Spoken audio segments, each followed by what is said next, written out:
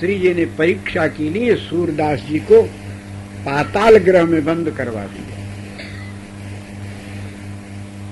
रात्रि को ऐसी लीला भई कि श्री जी ने ठाकुर जी के श्रीमुख को चंद्रमा की उपमा दी। तव मुख चंद्र चकोर मेरे नैना। श्री जी मान कर गई, क्यों मोते चंदा कही, चंद्रमा में तो कलंक है, मेरे मुख में आपको कहा कलंक। देखो चंद्रमा में श्री ठाकुर जी चांद को देखा तो श्री जी भगी। आहट पाकर ठाकुर जी पलटे, दौड़कर भागती श्री जी की साड़ी का पल्लू पकड़ लिया।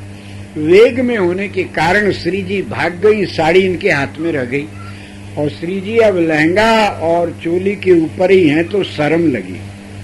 तो निकुंज का जो घृत का दीपक था उसको उन्होंने फूंक कर बुझा दिया, अंधेरा हो जाए कोई न देखे। अर्धरात्रि की लीला तो है ही। तो ठाकुर जी को विनोद सुधरा, उन्होंने अपने मुकुट की चूड़ामणि उतार कर सामने कर दी, हाथ में मणि ले ली, मणि के प्रकाश में उजाला भया। तो किशोरी जी ने झपट कर इनके हाथ की मणि छीन ली और अपने मुख में धरकर मुंह बंद कर लिया। मुख की शोभा अद्भुत हुई है। तब श्री ठाकुर जी महाराज ने पृथ्वी पर अंगूठा रख करके दबाया है, भार के कारण शेष ने एक पर तो ब्रह्मांड है, बाकी के सब फणों को ऊपर उठाकर देखा, ये भार किधर से आ रहा। तो करोड़ों सूरजों का सब प्रकाश हो गया। तो श्री जी इस प्रकाश को देख के घबरा गई, श्याम सुंदर के पीछे आए कि उनसे लिपट गई और उन्हीं के पीतांबर को ओढ़ लिया। मान तो खत्म हो गए।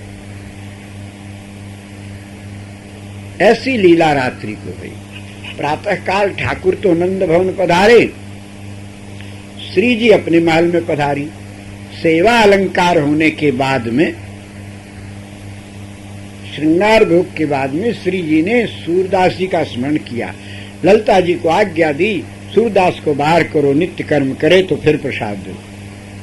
सूरदास जी को ललिता जी हाथ पकड़कर बाहर ला रही हैं। सूरदास जी बड़े प्रेम से गा रहे हैं, आजमाई हरि सो क्रोध भरी, झटक्यो चीर खिंची ब्रज बाला और सारंग फूक भरी। तब नट नागर ऐसी कीनी, ले मणि हाथ धरी, भक्षत देर करी नहीं भामिनी, वाहुसो चतुर खरी। मसक्यो शेष कमठ अकुल्यानो, उदया किरण झरी, सूरदास तब विकल राधिका, हरिसो जेठ भरी। तब श्री जी व्याकुल होकर श्री हरिसो जेठ भरी ऐसा पद गाया। ललिता जी ने आकर कहा, सूरदास तो ऐसा गाता है। श्री जी ने ठाकुर से पूछा, प्रभु यह सूरदास का गावे, ये सूरदास कैसे गाता है, आंख तो है नहीं, इसको कैसे दिखता है। तब श्री ठाकुर जी ने कहा है, जो लीला मोहि करनी होवे, तुम्हारे प्रेम भरी, सो सब सूर हृदय में पहले परनी, करनी परे खरी। क्योंकि सूरदास देखे सोई गावे, ऐसी बानी पड़ी। जिसको भगवान में अनन्यता है, जिसको भगवान अपने लगते हैं, उसके हृदय में भगवान लीला करते हैं। आपके प्रेम से हमें जो लीला करनी होती है, पूर्वाभ्यास के लिए पहले सूरदास के हृदय में करते हैं और तब बाहर लीला होती, क्योंकि सूरदास देखे सोई गावे। तो वैष्णव महापुरुषों के द्वारा श्रीमद् भागवत सुन करके वो दासी पुत्र अत्यंत प्रसन्न भया है। चतुर्मासा समाप्त होने पर संत चलने लगे हैं तो रो पड़ा हुआ। संतों को दया लगी है, सिर पर हाथ रखा है और बड़े प्रेम से मंत्र दिया है। कहा, इस मंत्र का कीर्तन करो। अच्युतम केशवम राम नारायणम कृष्ण दामोदरम वासुदेवम हरि, श्रीधरम माधवम गोपिका वल्लभम, जानकी नायकम रामचंद्रम भजे। बालक को स्वर बताया है, अर्थ बताया है। मंत्राणाम स्वरो वै प्राणः, मंत्रों में स्वर प्राण होता है। मंत्र शुद्ध होवे, त्रिदोष रहित हो। कच्चा मंत्र, घूना मंत्र, भूना मंत्र नहीं जमेगा। मंत्र तो बीज है, गुरु किसान है और शिष्य का हृदय खेत है। कच्चा बीज नहीं जमता, घुना बीज नहीं जमता, भुना बीज नहीं जमता। ऐसे ही मंत्र कच्चा होवे तो नहीं जमेगा। कच्चा बोले तो जो परंपरा से प्राप्त नहीं है, भगवान के मुख से प्रकट हुआ और उसके बाद संपूर्ण पूर्वाचार्य उसको जप करके परिपुष्ट करते गए, परिपक्व करते गए, वो सद्गुरु के द्वारा प्राप्त होता है, तो वो पक्का मंत्र है। और आप मनमाना मंत्र तो ये कच्चा है, पक्का नहीं जमेगा। मरने के बाद फायदा करेगा, जीते जी नहीं करेगा, चाहे आप कितना भी जपो। गुरुपदेशेन मार्गेण सिद्धिर्भवति नान्यथा। ऐसा कैसे महाराज, हमने सुना है भगवान का नाम कैसे ही जपो, भाव कुभाव अनखालस नाम जपत मंगल देश दसो। भूमि परे पे जामी है उल्टो सीधो बीज, चाहे जैसे जपो। बोले ठीक सुना है, पर ध्यान नहीं दिया है। उल्टा सीधा बीज ही जमता है, ब्रह्म बीज नहीं जमा करता। चना मटर गेहूं मरचा कुछ भी छींट दो जम जाएगा, पर ब्रह्म बीज नहीं जमेगा। ब्रह्म वृक्ष भय हैं इसको दिखाने के लिए तीनों, श्री ब्रह्मा विष्णु महेश, बरगद का वृक्ष, पाकर का वृक्ष और पीपल का वृक्ष, ये ब्रह्म वृक्ष है। इनके बीज ब्रह्म बीज हैं। पीपल के वृक्ष पर फल पकता है, पकने के बाद गिरता है और उसमें सैकड़ों बीज होते हैं, सब परिपक्व फल के बीज हैं, पर एक भी नहीं जमता। पीपल के नीचे हजारों गिरते हैं, लाखों बीज उसमें होते हैं, एक भी नहीं जमता। खेती हो जानी चाहिए, पर एक भी नहीं जमेगा, क्योंकि वो ब्रह्म बीज है, ऐसे नहीं जमता। तो फिर कैसे जमेगा? बोले उसको कोई पक्षी ग्रहण करे और फिर पक्षी के पेट में वो परिपक्व होवे, फिर कहीं भी जम जाएगा, पहाड़ पर जम जाए, पत्थर पर जम जाए, शिखर पर जम जाए। ऐसे पहले भगवान का मंत्र कोई पक्षी ग्रहण करे, पक्षी माने जिसने संसार का पक्ष छोड़ दिया हो और इनका पक्ष ले लिया हो, ऐसे संत पक्षी कहलाते हैं। ज्ञान और वैराग्य रूपी पंख से वो केवल कुटुंब परिवार में नहीं, सारी वसुधा को प्रेम करने लग जाते हैं, बहुत ऊंची उड़ान भरते हैं, इसीलिए पक्षी कहलाते हैं। ऐसे उदार संत से जब आप वो मंत्र बीज ग्रहण करो तो कैसा भी शिष्य जम जाएगा गुरु के सामर्थ्य के प्रभाव से। इसलिए मंत्र त्रिदोष रहित हो। दूसरा अंग है मंत्राणाम स्वरोवै प्राण। मंत्र को स्वर से गाओ। ओम नमः शिवाय, ओम नमः शिवाय, ओम नमः शिवाय, ओम नमः। झाड़ू लगा रहे, अपने प्रीतम का नाम है। जब ही राम कहीं ले उसासा, उमगत प्रेम मनहु चहु पासा। जब प्रेम से नाम ले तो हृदय में रोमांच आ जाता है, पाप भाग जाता है।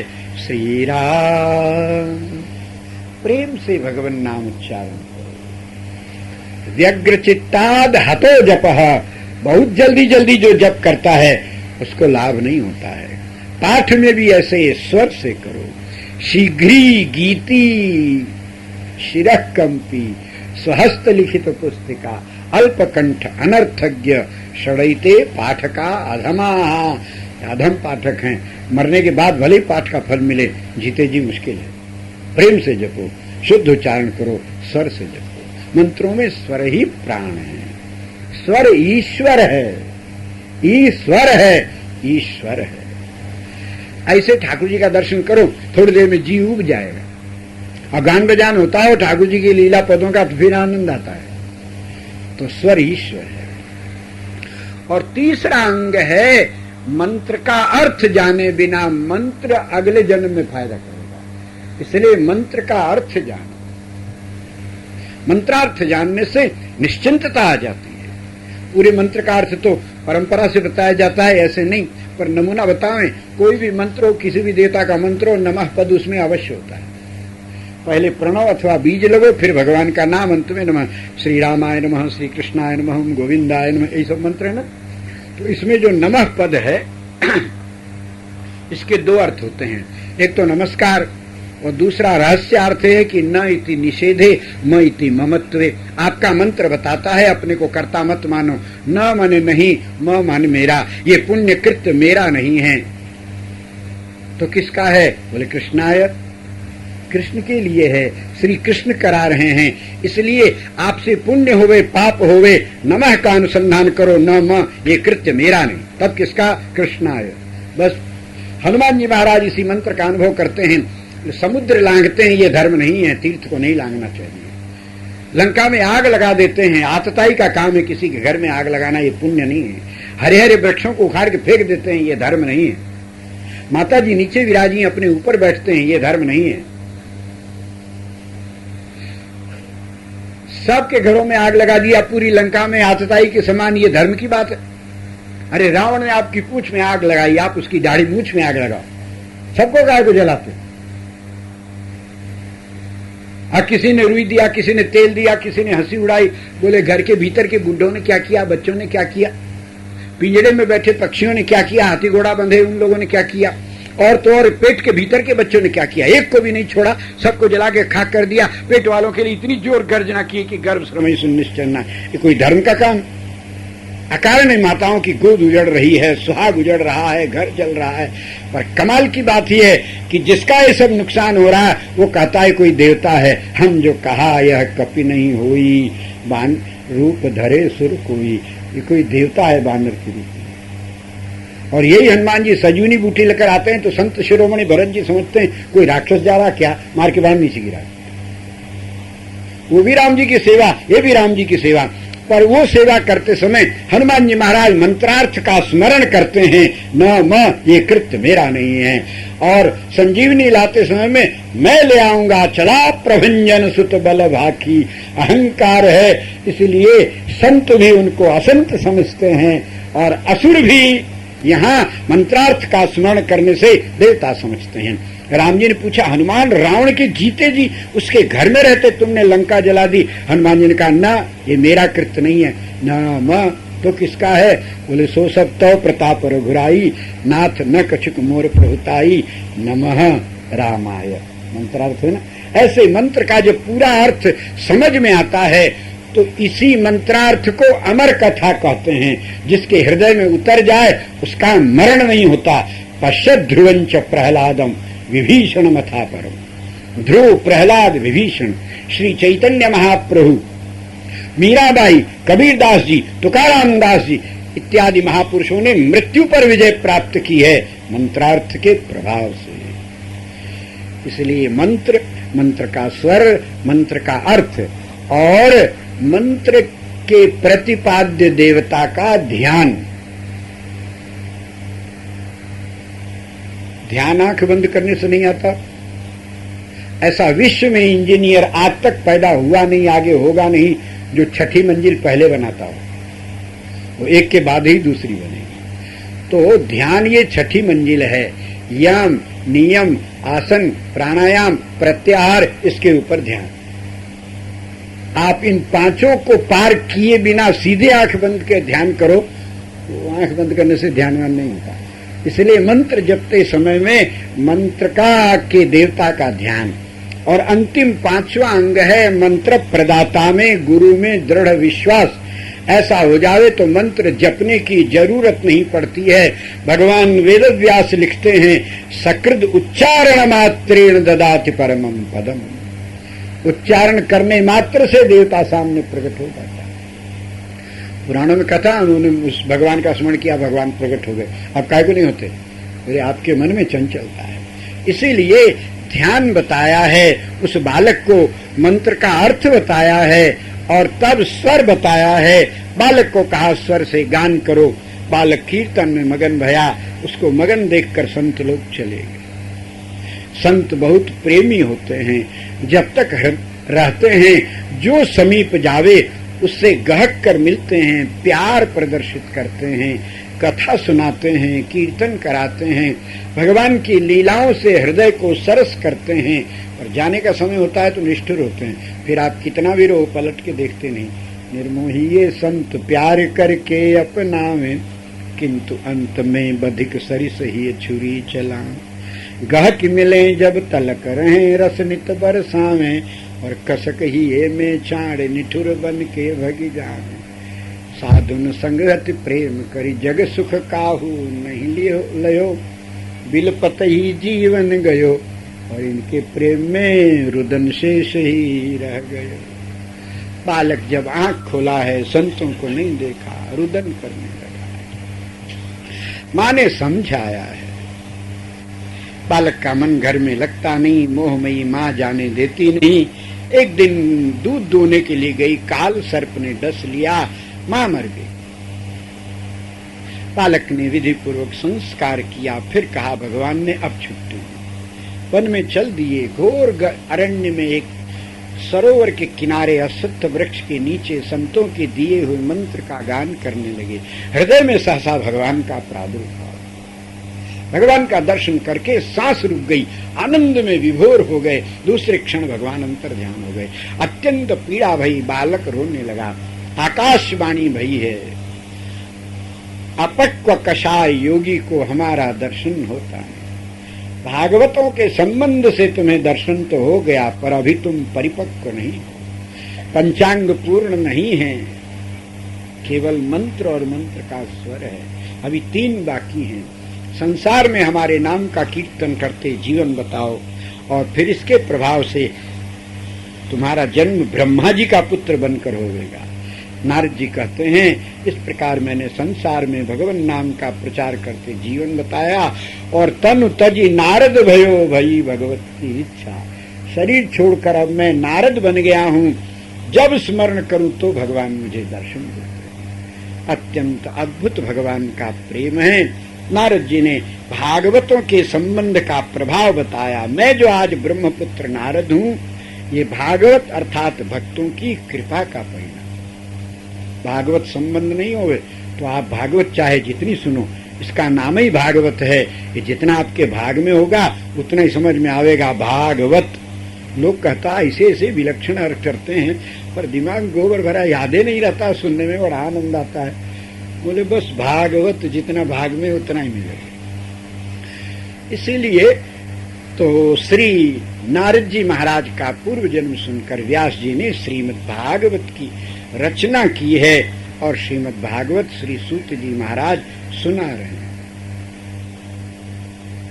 श्री सूत जी महाराज ने कहना प्रारंभ किया है, मुनीश्वरों, श्रीमद् भागवत का प्रारंभ भगवान से है। भगवान श्रीमन नारायण की नाभि कमल से ब्रह्मा जी बने। ब्रह्मा जी को सृष्टि करने की आज्ञा दी है, वेदों का ज्ञान दिया है। वैदिक ज्ञान से भूत भविष्य वर्तमान तीनों का ज्ञान हो गया। तब ब्रह्मा जी ने कहा, इतना बड़ा प्रपंच सृष्टि का रचने पर मेरा मन आपसे हट जाएगा, तस्मान नाशो ही मे देव भविष्यति न संशय। फिर हमारा नाश होएगा, क्या करें? भगवान ने कहा, भागवत संबंध से किसी का नाश नहीं होता, चाहे जहां रहो, पर भागवत संबंध बना रहे, निश्चिंत हो जाओगे। 4 श्लोकों में भगवान ने भागवत का दान किया। इस प्रकार श्रीमद् भागवत कब से प्रारंभ है? बोले सृष्टि के आदि से। दुनिया बनने के पहले ब्रह्मा जी को श्रीमद् भागवत का दान दिया है, और तब प्रपंच में लिप्त न होने की शक्ति आने पर ब्रह्मा जी ने सृष्टि प्रपंच की रचना की। व्यास जी महाराज ने तो विस्तार किया है, पर भागवत मूल रूप में श्री नारायण के मुख से प्रकट है, और सर्वप्रथम श्रोता ब्रह्मा जी हैं। ब्रह्मा जी महाराज ने तब सृष्टि की है। ब्रह्मा जी की सृष्टि में जब जब अधर्म होवे तो धर्म की रक्षा करने के लिए भगवान के अवतार होते हैं। अवतार असंख्य हैं, 24 अवतार प्रधान हैं। जय जय मीन बराह कमठ नरहरि बलि बावन परशुराम रघुवीर कृष्ण की रति जग पावन बुद्ध कल्की व्यास पृथु हरि हंस मनवंतर यज्ञ ऋषभ हयग्रीव ध्रुव वरदैन धन्वंतरि बद्रीपति, दत्त और कपिल देव और सनकादिक, ये 24 अवतार।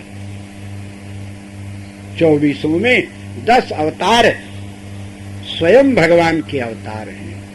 अवतार 5 प्रकार के होते हैं। अंशावतार, कलावतार, आवेशावतार, पूर्णावतार और परिपूर्णावतार। भगवान सदा परिपूर्ण हैं सर्वत्र, पर जिन अवतारों में आंशिक कला प्रदर्शित करते हैं, थोड़ा काम करते हैं, वो अंशावतार कहलाता है। नारद है, व्यास है, सनकादिक है, कपिल हैं, ये सब भगवान के अंशावतार। कलावतार उसे कहते हैं कि कोई कला करके ठाकुर जी गायब हो जाए। मोहिनी अवतार ये कला अवतार है। थोड़ा चटक मटक किया, दैत्यों को ठग लिया, असुरों को अमृत पिलाया, गायब हो गए। और तीसरा आवेशावतार है। आवेशावतार 2 प्रकार का होता है, शुद्ध आवेशावतार और अशुद्ध आवेशावतार। शुद्ध जीव में प्रवेश करें तो शुद्ध आवेशावतार ब्रह्मा जी और शंकर आदि के समान ये भगवान के शुद्ध आवेशावतार। ब्रह्मेश कपिलादय, ब्रह्मा शंकर कपिल आदि भगवान के शुद्ध आवेशावतार हैं। अशुद्ध आवेशावतार अशुद्ध जीव में प्रवेश करें, वर्णाश्रम के प्रतिकूल आचरण करें, तो वो अशुद्धावतार होते हैं। जैसे परशुराम, बुद्ध, ये अशुद्ध आवेशावतार है। ब्राह्मण के घर में परशुराम जी जन्म लिए हैं और मारे काट करते हैं, और क्षत्रिय के घर में सिद्धार्थ का जन्म भया, पर बुद्धत्व प्राप्त करने के लिए अपने धर्म को छोड़कर तप में लग गए। तप का फल तो मिला, पर अशुद्ध आवेशावतार कर। इसलिए बुद्ध की वाणी अशुद्ध है, बुद्ध तो शुद्ध है। बुद्ध का दर्शन आत्मा को पवित्र करता है। भगवान बुद्ध के सन्मुख जितने बड़े से बड़े नास्तिक भी उनके अनुयायी हुए, पर बुद्ध की बात मानने वालों का विनाश भया है। बौद्ध धर्म को स्वीकार करने पर कलिंग विजय के बाद सम्राट अशोक को बुद्ध धर्म की दीक्षा दी, क्योंकि हत्या देखकर वो घबराए। उस समय बौद्ध भिक्षुकों ने आकर के गरम लोहा जान के चोट दी, तो डर गए। फिर उन्होंने भारत में अहिंसा परमो धर्म ऐसा लागू किया, कोई किसी की हिंसा मत करो। इसी छिद्र को प्राप्त करके यवनों ने भारत में प्रवेश किया। ये अहिंसा करते रह गए, भारत में इच्छा क्रांति। सभी चीज की सीमा होती है। अति सर्वत्र वर्जयेत, अहिंसा भी सीमा तक होती है। अकारण किसी को गाली देना भी हिंसा है, और कारण पर किसी की हत्या कर देना भी अहिंसा है। कोई डाकू बनकर बहुतों का प्राण ले रहा हो, आतंक फैला दिया हो, उसको मार देना, उसकी हत्या कर देना पुण्य है, धर्म है। और अकारण किसी को गाली दो तो ये पाप है। जहां एक को मारने से बहुतों की प्राण रक्षा होती हो, तस्य पुण्य प्रदो वधः। इसीलिए भगवान ने गीता जी में उपदेश दिया है, अति अहिंसा नपुंसकता बन जाएगी, फिर धर्म भक्ति सबका विनाश करने वाले आसुरी शक्तियां देश में आ जाएंगी। फिर वो तुम्हारी अहिंसा भी नहीं रहेगी, तुम्हारे सामने हिंसा करेंगे और तुम्हारे सामने वो उपद्रव करेंगे और तुम कुछ नहीं कर पाओगे।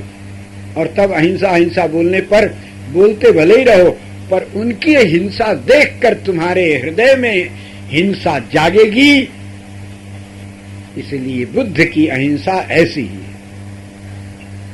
आज भी बौद्ध धर्मानुयायी किसी जीव की हत्या नहीं करते, पर मांसाहारी होते। मांस खाने को न मिले तो गाय बैल बकरी का मुंह बांध देंगे, मारेंगे तो नहीं, और 2-4 दिन में भूख के मारे मर जाएगा। अब तो मट्टी है, खाने में क्या हरकत है, ऐसा। इसीलिए महर्षि ने लिखा है, यथा ही चौरस तथा ही बुद्ध। जैसे चोर होता है वैसे ही बौद्ध धर्मावलंबी। इसको बाहर करो देश से, नहीं तो देश को बर्बाद करेगा। वो किसी से जाते नहीं है। तब शंकरो वो शंकर साक्षात, भगवान शंकर शंकराचार्य के रूप में प्रकट भये और इन सबको देश से बाहर किया और फिर सनातन धर्म को समझाया। तब लोग इन म्लेच्छों के को बाहर करने के प्रयास में लगे रहे। तात्पर्य कहने का इतना ही कि सीमा से अधिक कुछ भी होवे तो अनर्थ करेगा, सीमा में ही करना चाहिए। तो श्री ठाकुर जी महाराज की लीला तो ये भगवान के आवेशावतार कहलाते। पूर्णावतार कौन है? बोले मत्स्य, कूर्म, वराह, नृसिंह, वामन, ये पूर्णावतार। और परिपूर्णावतार किसे कहते हैं? बोले शक्ति के साथ शक्तिमान पधारे तो परिपूर्णावतार होता है श्री राम और श्री कृष्ण, ये परिपूर्णावतार। इस प्रकार भगवान के अवतार। अब भगवान के स्वरूप को भी समझ लो। श्री सूत जी महाराज कहते हैं, मुनीश्वरों, भगवान जीवों के अपने हैं, पराये नहीं। जीवों के जीव, सुख के सुख राम। जैसे मनुष्य का जीवन भौतिक पदार्थों में जल जीवन है, अन्न के बिना तो रह भी जाए पर जल के बिना नहीं रह पाएगा, जल जीवन है। ऐसे ही श्री भगवान आत्मा के जीवन हैं, जीव के जीवन। आपकी आत्मा की आत्मा होने के कारण इनको परमात्मा कहा जाता है। आत्मा के बिना देह जैसे व्यर्थ हो जाती है, वैसे परमात्मा के बिना आत्मा भी व्यर्थ हो जाती है। प्रलय में सभी आत्माएं तो रहती हैं, आत्मा का तो नाश होता नहीं है, पर करण कलेवर रहित परमात्मा के संबंध से रहित आत्मा व्यर्थ होती हैं, व्याकुल होती हैं। तो सर्वेश्वर कृपा करके इनको करण कलेवर देने के लिए अपने नाभि से करुणा कमल प्रकट करते हैं। फिर करुणा के सिंधु ब्रह्मा जी प्रकट होते हैं और फिर ब्रह्मा जी सृष्टि करते हैं। तो सभी आत्माओं को शरीर मिलते हैं, इंद्रियां मिलती हैं, जिससे वो आपस में कुछ कह करके पूर्वकृत दोषों को दूर करने का प्रयास कर सके। ये सृष्टि भगवान की कृपा का परिणाम है। जीव दुखाकुले विष्णु कृपा काप्युपजायते। अब जीवों को प्राप्त होने के लिए भगवान 5 रूपों में विराजते हैं। जैसे मनुष्य को जल चाहिए, जल के बिना नहीं रह सकेगा, तो जल 5 जगह सुलभ कर दिया है ठाकुर जी। पहला जल बादल में होता है। बादल में जल है, इसको कोई कैसे अस्वीकार करेगा, पर दुर्लभ है, आप जा नहीं सकते, और वो कब बरसेगा, कहां बरसेगा, कोई ठिकाना। इसलिए बादल का जल दुर्लभ है। उससे सुलभ जल तो झरने में झरता है, वो कहीं भागता नहीं, एक ही जगह रहता है, पर सबको सुलभ नहीं है, इसलिए और सुलभ। तब नदी का जल हिमालय से लेकर के समुद्र तक जाता है, बहुतों को सुलभ है, पर किनारे रहने वालों को सुलभ है, सबको सुलभ नहीं। तो और सुलभ तो पृथ्वी के कण कण में जल है, कहीं भी खोदो पानी निकलेगा, कहीं 5 हाथ नीचे, कहीं 50 हाथ नीचे, पर पृथ्वी में सर्वत्र जल है। जल तो है, जहां आप बैठे यहीं जल है, पर फिर भी दुर्लभ है। प्यास लगे, मुंह लगाओ तो माटी आवेगी मुंह में, दांत टूटेगा और ऊपर से। तो अब सर्वत्र होने पर भी सुलभ नहीं है, तो अब इससे भी सुलभ बोले हमारे कमंडल में है, बाल्टी में भरा हुआ है, नल में लगा हुआ है। ये जल तो वही है ना जो बादल में है, झरने में, नदियों में, वही हमारे गगरा में भरा हुआ है। ऐसे ही परमात्मा आवरण जलवत परवासुदेव, बादल के जल के समान भगवान का मूल रूप वैकुंठनाथ विधिशिवसनकाद्यैर्ध्यातुम अत्यंत दूरम। ब्रह्मा शंकर आदि भी ध्यान में भी वहां नहीं पहुंच पाते। सर्वेशाम निश्चिता गतिर कुंठिता भवती स वैकुंठः, जहां सभी की गति कुंठित हो जाती है। मन समेत जहि जानन बानी, कर किन सकई सकल अनुमानी, वो वैकुंठ है जहां सबकी गति कुंठित हो जाती है। ये तो वाचो निवर्तन्ते अप्राप्य मनसा सह, जहां वाणी लौटी आती है। तो वो कैसे हैं? बोले आवरण जलवत बादल के जल के समान भगवान परवासुदेव, वहां वैकुंठ में कोई जा ही नहीं पाता, ब्रह्मा शंकर भी नहीं जा पाते, नित्य धाम है, प्रकृति मंडल के उस पार है। एक पाद विभूति में ब्रह्मा शंकर आदि का जोर चलता है, त्रिपाद विभूति में प्रवेश नहीं है।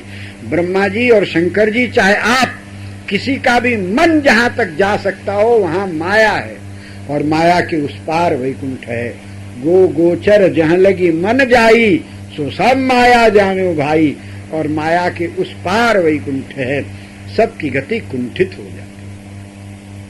तब लक्ष्मी जी ने भगवान से कहा, आप परवासुदेव भगवान श्रीमन्नारायण वैकुंठनाथ बहुत बड़े हैं, पर यदि किसी को सुलभ नहीं होगे, ऐसे ही सातवें आसमान के खुदा बने रहोगे तो बेकार हो जाओगे, कोई काम के नहीं रह जाओगे। ऐसा क्यों जी? हीरा तो हीरा ही है। बोले हाँ हीरा तो है, कोहिनूर हीरा सबने सुना है, अरबों रुपयों का है, ऐसा लोग बोलते हैं, पर देखा है आप में से किसी ने? बोले नहीं देखा। तो उसके देखे बिना किसका क्या काम अटका हुआ है? वो है अपन रहे, उससे क्या मतलब है होने जाने से? तो ऐसे ही यदि आप सुलभ नहीं होंगे तो बेकार हो जाओगे, आपके बिना किसी का काम थोड़ी अटका हुआ है। अपना कर्म करता है, कर्म का फल भोगता है, उसमें भगवान की क्या जरूरत? अंगूठा दिखा देगा।